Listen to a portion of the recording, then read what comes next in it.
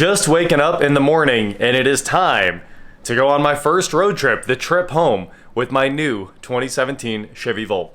New to me, same thing.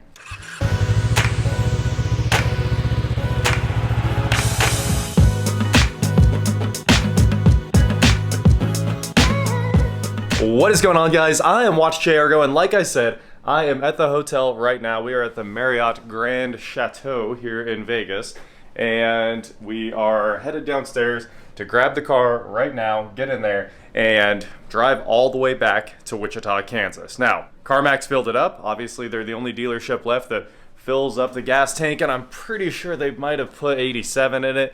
That car does actually need premium, if I remember right. The first gen did. I don't know if the second gen does for sure, but I will find out today, obviously, because I'll have to fill it up once, maybe twice. Hopefully that gets me all the way home, and this hotel didn't have an EV charger.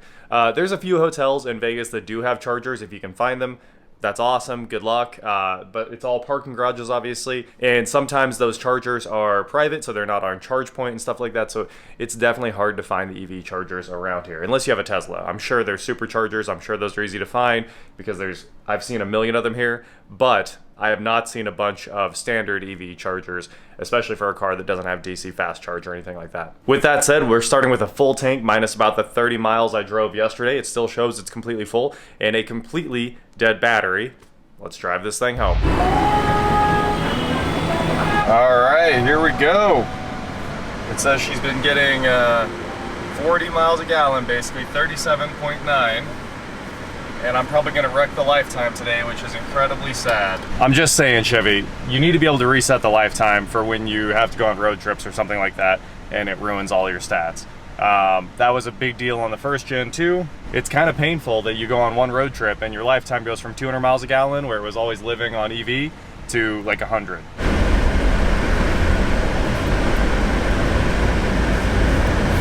First things first, we're headed back across the strip to pick up McDonald's.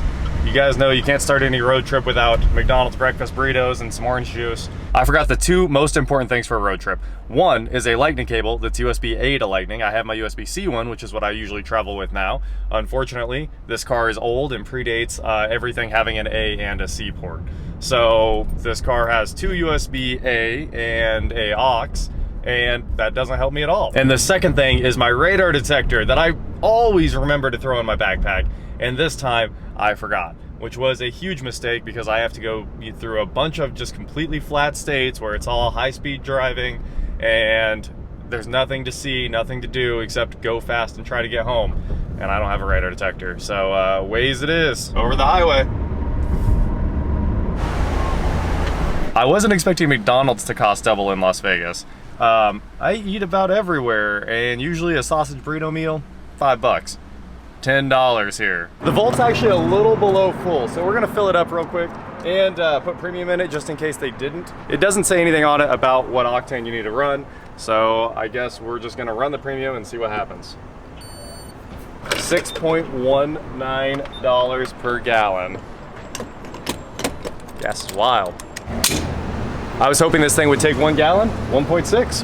$10, not bad. Let's get on the road. Before we get back on our journey home, I need to take a second to tell you about the sponsor of today's video, Athletic Greens. AG1 by Athletic Greens is so much more than a greens powder. It's a nutritional drink that has me really excited about simplifying my health routine. It has 75 different ingredients, including vitamins, minerals, superfoods, probiotics, and adaptogens. If you're anything like me, you probably want to be a bit healthier. And I was drinking an energy drink a day until I started using AG1 as part of my daily ritual. AG1 has energy supporting ingredients, including a natural form of vitamin B12, never synthetic, biotin, bioavailable folate, and magnesium. It's super easy to start your day off with AG1. You need 8 to 12 ounces of cold water, and it comes with this awesome little scoop, and just dump that scoop in here, put the lid back on the shaker, shake it up, and you are ready to go in just a few seconds. I'm ready to start my day. Go to athleticgreens.com/watchchairgo to get started on your order today. Athletic Greens is going to be giving you guys a 1-year supply of vitamin D and 5 free travel packs with your first order. So huge thank you to Athletic Greens for sponsoring today's video and being a continued supporter of automotive creators like me. Now, let's get back on this road trip. We are headed out of Las Vegas, saying goodbye to the strip. It's right behind us there, and hopping on the highway. So I'm gonna go a different route this time. I know it's slower and it's slightly less efficient. Usually I always take the very efficient route that's all flat, down through New Mexico, up through the corner of Texas, all the way through Oklahoma and into Kansas and home. But today we're gonna take the Colorado route. I'm sure it's gonna be much harder on the car, but I think it's actually a better test. So, like I said, completely full of fuel. I'll let you guys know where we have to stop next and how much it costs. Hopefully it doesn't cost really anything to get this car home. As long as we don't have to pay Vegas prices for gas again, it won't cost anything. And I'll double check on the premium thing. The last one said right inside the gas cap you had to run premium. And I thought they changed it with this one. Maybe they didn't. We'll find out together. 18 hours and 30 minutes from now, I should be back home plugging this thing in. It is time for a fuel stop. The car just popped up and said fuel level low. It's a good thing it did because I'm in the middle of Arizona where the gas stations are few and far between. And the remaining range is 31 miles at this point. If I would have gone any farther, I might not have found another gas station. So good call, Volt. It's got that going for it. So here's what we've got. Let's take a look at the energy, see how bad the lifetime's gotten. We've dropped, what is that? 6 miles a gallon off the lifetime, and the mile per gallon, I think that went up, right? Just a hair. And we have now used 11.66 gallons since the last time this thing was charged. This is obviously since last full charge. If you charge it to 100%, that resets. Let's look at the trip because I reset that yesterday. I've put 307 miles on the car and it's averaging 33 miles per gallon for me. If I had to estimate, we've used about 13 gallons so far at $5 a gallon. That was a little over $50, $65, something like that. Let's see what it costs to fill up, and we'll hop right back on the road after I get out and walk around.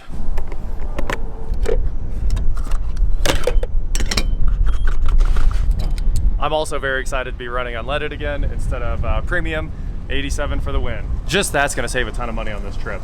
Like nearly $1 a gallon. Mind blown, the pump stopped at 7.5 gallons. We only used $40 of fuel. We might get back right at $100. I know I did this one when we came through New Mexico with the GTR just last year, but take a look at the views. It's an incredible drive. And for some reason, while you're in this section of New Mexico, it's just this view for like 40 minutes straight. It's like the Mona Lisa. It's like they just keep looking at you, and it's beautiful.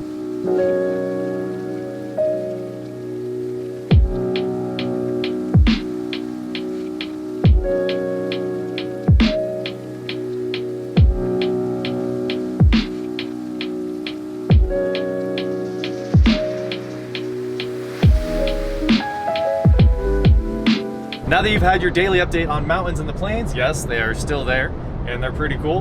Back to the Volt, we have 116 miles of fuel range left here. It's just under a half tank. The last fill up was, I mean, it's been a long time. We're just over 40,000 miles on the car, 40,069 miles. Nice. And this thing just keeps clipping off the miles. I'm not driving at all. Honestly, I can just completely let go. I'm steering, but it's been handling all of the gas, brake, all that because it does have adaptive cruise. And the adaptive cruise it's not great, I gotta say. If we're reviewing the adaptive cruise, my Ford, the F-250, crushes it. The second you turn on your turn signals, it resumes full speed. It knows that you're getting over and you wanted your throttle back. This does not. Until you're completely in the next lane or the vehicle that was in front of you completely crosses its lane marker, it just sits back there. So the car will sit and hold up traffic that's behind you, which is very unfortunate. It makes you look like you're a bad driver. And you know, I hate holding up everyone else in the line. It's not good. It should floor it the minute you are out of the way or heading out of the way, but it doesn't. It should just be right back at the cruise speed. What it does do very well is its lane keeping. So I'm gonna let go real quick and let's give it a little, here you go. Go find yourself. There you go. You see the light turn orange on the dash. Now, it's not a good lane keep like the new ones are, but it caught it right at the lane markings and it flashes. It tells you to, you know, steer the car. If you do that one more time, it pops up with a big warning that says steer the vehicle or put your hands on the wheel, take the wheel, something like that. But it catches you. So while the Volt can't self-drive, it does do a great job of catching you and keeping you on your side of the road, right? It's just a safety feature. All the newer ones are a lot better, which is unfortunate because this is a 2017, which is when the tech was already good. All the new ones will just hold the center of the lane for you. But hey, I can't complain too much. The technology was not offered in the Volt. Now the new Bolt does have Super Cruise and would drive the whole way for me if I just looked down the road. and I really wish I had one of those, but also I bought the Volt because it's a hybrid. I don't really want a full plug-in. I want to go on road trips like this that are thousands of miles and just have to put gas in it. So the Volt was built for exactly what I want. It's a killer daily driver. You'll never need any gas when you're dailying it and you plug in it at night. And when you're running it on gas, it's literally no different, and it's very efficient. It's just a nice hybrid. So we're gonna let this thing just keep eating the miles. You can see that it took over. This semi is going much slower than the Cruise. Cruise is set to 84, and the semi is being followed at 72. And as soon as he moves, or I move, one of us is gonna win here. The car will just take off again. Everything else on the road trip is amazing. The air rocks, CarPlay rocks, as you would expect, and it just does what I want. No hassles. So I will see you guys at the next gas pump where we find out what kind of economy this is. I'll show you guys the Cruise. It's slamming on the brakes right now. There's a perfect example of this van that doesn't belong in this lane at all. And now I'm kind of trapped, so I'm gonna have to get on it a little bit. And now say like, oh, there we go, they moved. Okay, so it's still braking, full stopping. And now that they're all the way out of the lane, they just crossed the marking, it gets back in. When technically it should have been in the throttle and passing them by the time they were crossing the lane. That's my complaint with the Adaptive Cruise. I know I worked super hard to buy this with the Adaptive Cruise. I had expectations that it would be good, you know. The Ford crushes this. It drives like a normal person. Every car I've driven in the last 5 years, except for this really, has normal Adaptive Cruise. They all just sense that you're leaving the lane of travel or the other car is leaving your lane. And as soon as they do that, full resume. And this thing is just weird. To make this problem even worse, if I went around that van on the right, like I turned on my turn signal and went around it, it was already slowing down, which got me stuck in traffic because there was a truck, you know, in my blind spot on the right side. I could see him there the whole time. But he was definitely just hanging out right there, and he was trying to speed up. Well, the car trapped me at that point because it keeps braking instead of giving me the freedom to just hit the turn signal and accelerate back into the lane. And you need that power. Like, the power is what keeps you out of ever having an accident. If you drive offensively, not just defensively, but very offensively, never have an accident. If you're buying all this stuff new, say you buy a new Volt with Super Cruise, it's all perfect. Those cars drive just like I want them to, like any person would want them to. They're responsible drivers. And I know I can't say it's self-driving, but like completely hands-off and eyes on the road only. I know we're not supposed to say it, but it's self-driving. Just like we can't say it about the Teslas, and I'm not here to champion Teslas, but it's self-driving. Both of those are perfect examples of what I need on this road trip. This car isn't that. It's slamming on the brakes right now, and I'm nowhere near this trailer. I have the follow distance set to minimum, and it had already slammed on the brakes. Hey, we can see the light at the end of the tunnel right there. Hopefully the rain stops for a good hour or two. And just like that, we've emptied another tank of gas with no stops. So we are pulling up to the gas station here to fill this thing up for only $4.59 a gallon. So the range on the car is down to 31 miles. Car's total mileage of 40,163. Let's get rid of the fuel low indicator, and I do want to see, there we go, 34 miles a gallon, 34.1, and 600 miles in so far. So we are halfway. This trip is going to cost more than $100, that's for sure at this point. Let's fill it up. $36.46 to fill it up this time, and we'll even give it that last little bump, and that should get us to about $37.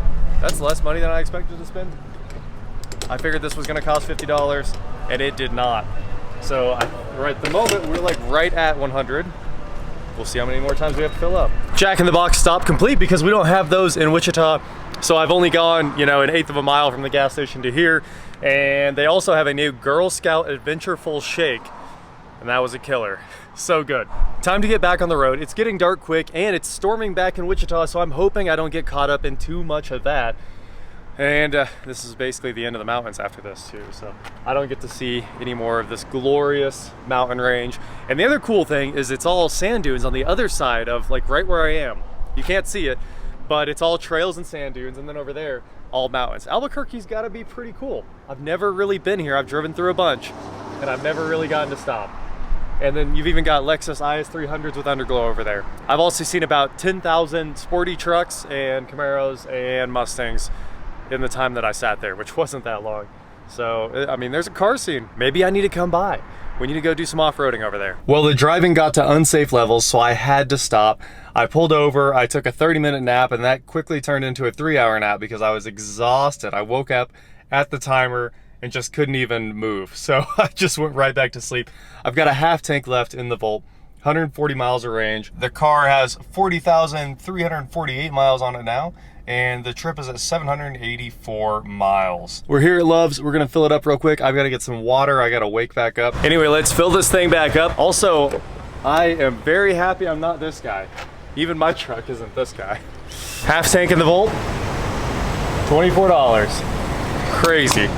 One more fun nitpicky thing here. The auto high beams are bad. I think it thinks that sign over there is an oncoming car. They shut off, I don't know, a mile ago almost when it started picking that thing up. And let's see, it should pass the semi. And good auto high beams, like all the modern cars have, will turn on like instantly. Wait, no one oncoming. Yeah, they should have been on a long time ago now. All right, maybe there's junk over the camera. So let's spray the windshield if we can, or wipe it off. They just don't work. I know there's another car oncoming, but he was way out there, and the other ones would wait until he was much closer to turn them off. Right now, they should turn right back on. No high beams. I mean, last night it might have turned the high beams on 5 times. I was on 40 and it was very busy, but when there was no traffic or when I needed the high beams, they just weren't there. I know people are gonna say that's nitpicky or you should just do it yourself, but the point of buying a good car with real features, like this has every feature there is that it does everything for you. So if you're buying one, just know going into it, the auto high beams aren't that good. And just like that, we've made it back to Kansas.